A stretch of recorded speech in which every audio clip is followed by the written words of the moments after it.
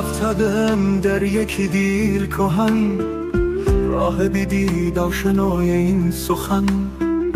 امتحان کردش که ای سرگشت مرد، پای بند این چنین جایت که کرد.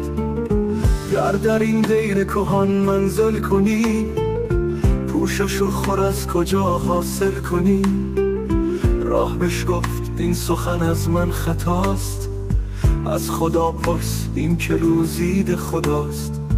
بندگان سر بر خط فرمان نهند، پوشش و خورشان خداوندان دهند. این گره بگشا اگر پیوند توست، زانکه یه پنداری توکل بند توست. رهروی بر هر گلی صد خار کش، امتحان کردن خدا را نیست خوشاش.